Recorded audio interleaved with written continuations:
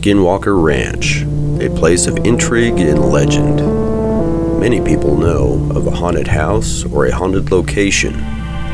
What if I told you that right here in Utah is such a place? Not only a hotspot of paranormal activity, but quite possibly the most active paranormal hotspot in the world.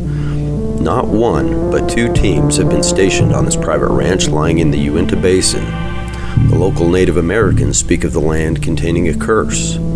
A family had acquired the property, believing it to be a dream come true of owning their own ranch to raise cattle and live the lifestyle of their dreams. As we all know, if the price seems too good to be true, it probably is.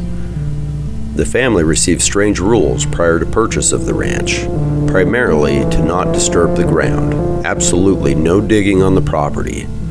These strange demands had to be agreed upon before purchase was finalized. Their dream became a nightmare beginning on day one.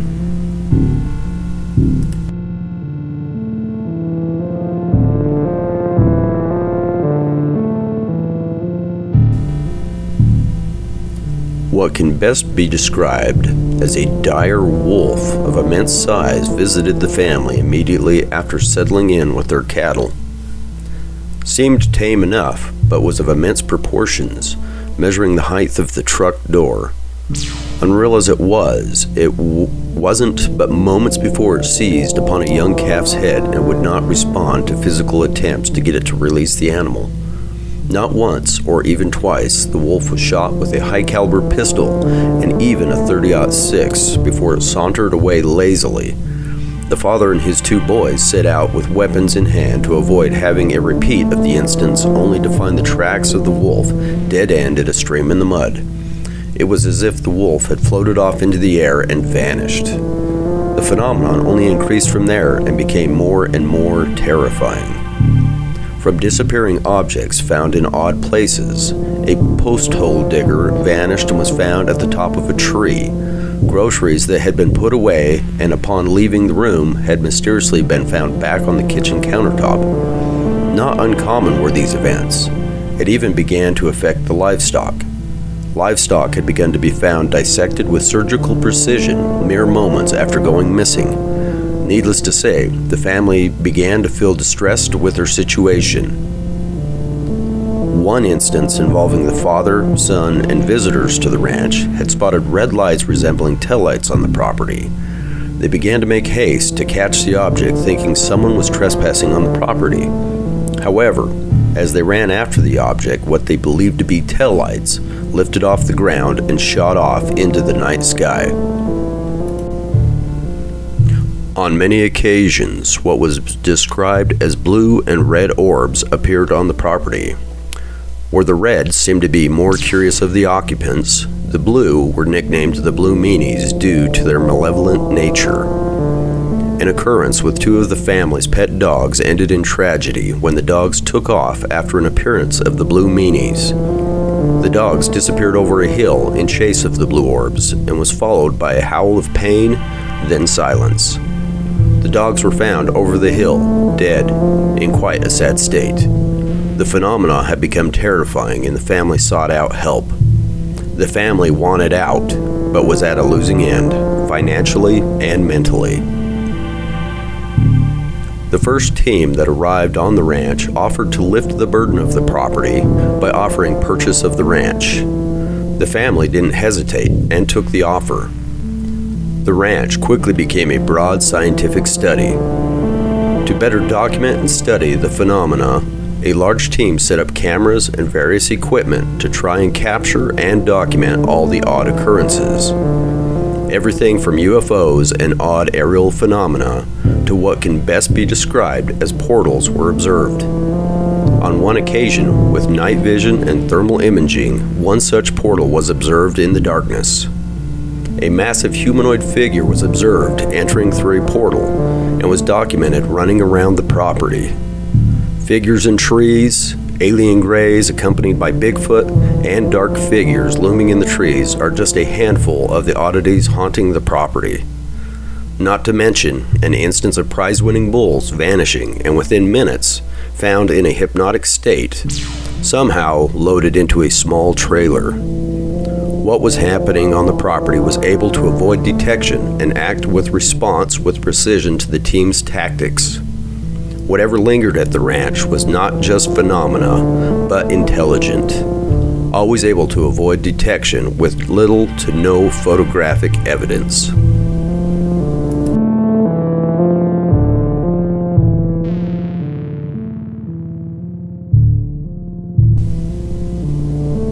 Ongoing study went on for years for the team, always the presence one step ahead.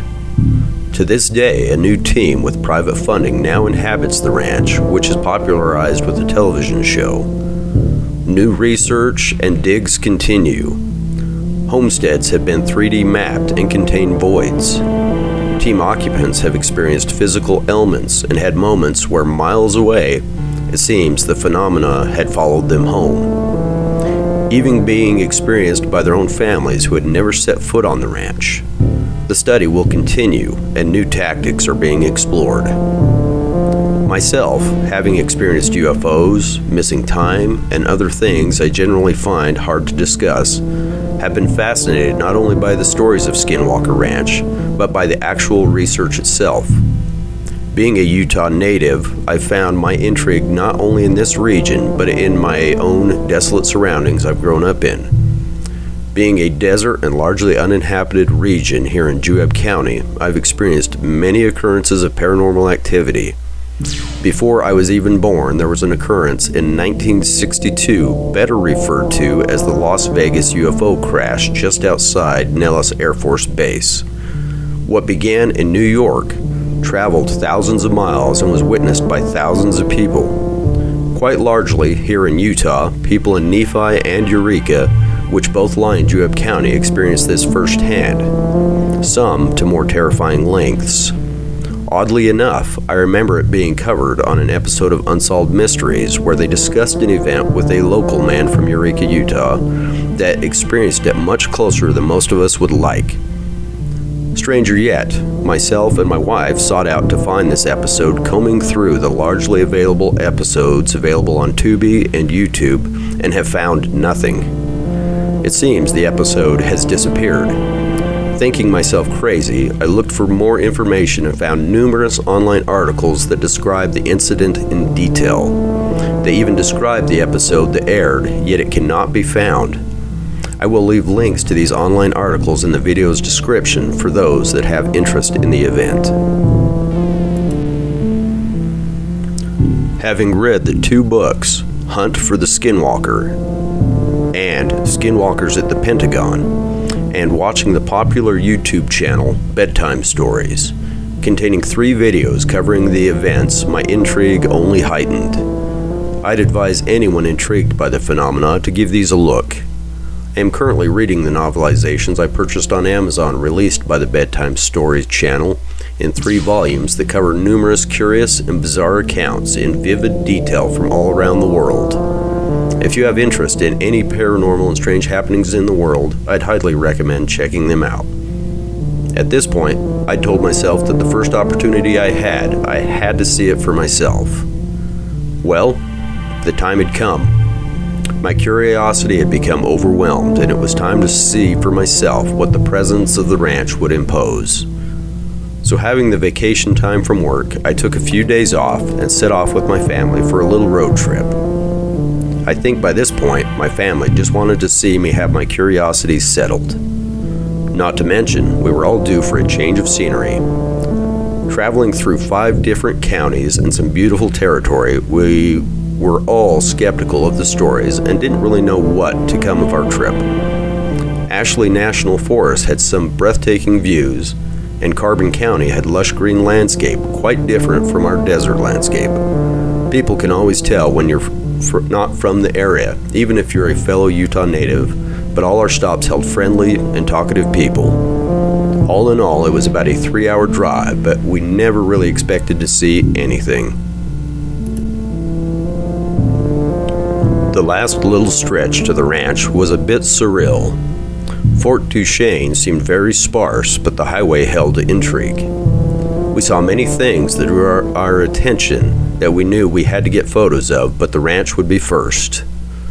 Approaching the final miles to see our destination, we found it very odd how many homes dotted the landscape, coming within very close proximity to the ranch. I guess you have some grand idea what you'll see and get quite surprised if your expectation is as high as mine. Honestly, it was a bit drab, but the scenery was visually stunning. It's like southern Utah, but you're in the northeast corner. Only in Utah, right? What really grabbed me is the final approach. You can feel it as you draw near, a kind of waiting. When you see the cameras and barricades to the left, and the no trespassing sign to the right, and the gate looming just 100 feet forward, it lets you know that the stories have substance. Something's definitely going on in there. Sadly, you only get to see but a sliver of the property, and we were going to get a few photos after driving for 3+ hours. So we turned around and sauntered slowly down the road, snapping photos of the landscape and terrain. We even snapped photos of the sky where it appeared a cloud ring hung above the property. Paranormal? Probably not. Odd? Definitely. Lo and behold, we hadn't really noticed anything too strange in our photos other than when you look closely it appears there are faces in the trees and in the rocks. Perhaps we were wanting to see something and it's simply attributed to pareidolia. Who knows, but a curiosity was satisfied. It was time to begin our journey back home, and we had to stop and snap a few photos for a keepsake of our trip. Upon the highway, we pulled off, rolling down the windows to get the best photos we could. I had to have a photo of the alien statue atop a billboard for the Outer Limits RV spot. I thought, that's pretty cool, and at least I'll get home with proof of aliens. Haha. And of course, I had to get a photo of the UFO campgrounds banner, which I plan to visit again with a few days to spare. Everything was definitely drawing attention to the strange phenomena of the ranch. If anything, the neighboring towns had gained popularity for tourists. We began our trip home.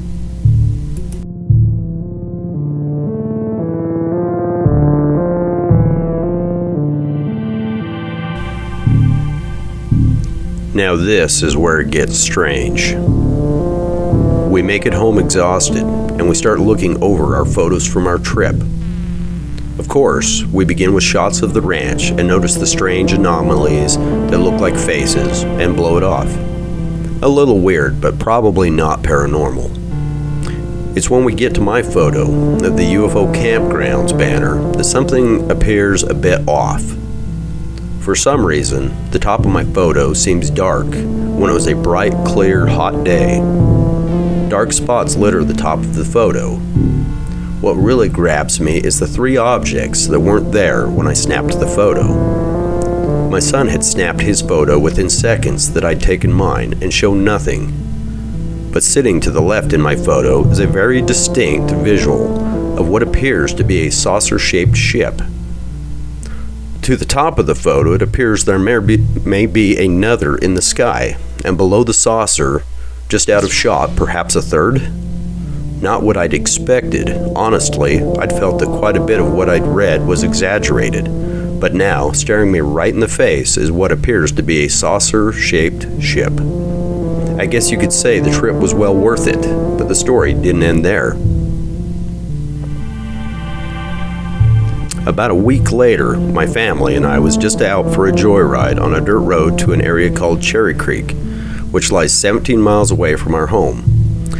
We'd noticed that as we turned off onto this dirt stretch, what appeared to be a helicopter looming over the mountain range quite a few miles out.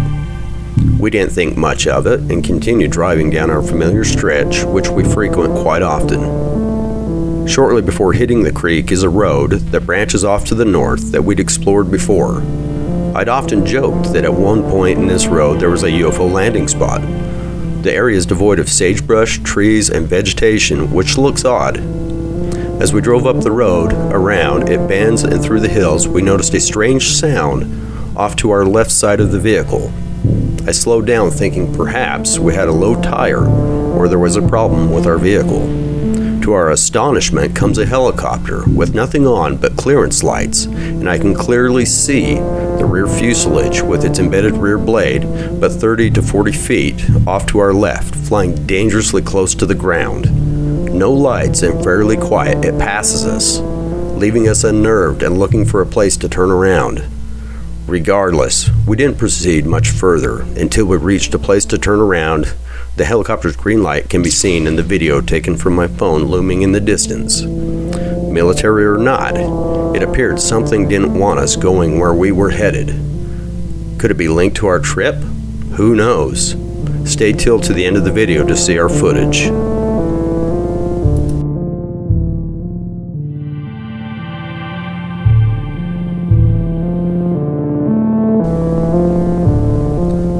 Skinwalker Ranch. It's been said that sometimes it follows you home. Even sitting down to make this video, hints lingered on my computer. My search bar in the lower left corner of my screen had a UFO looming over a mountaintop, which struck me as weird.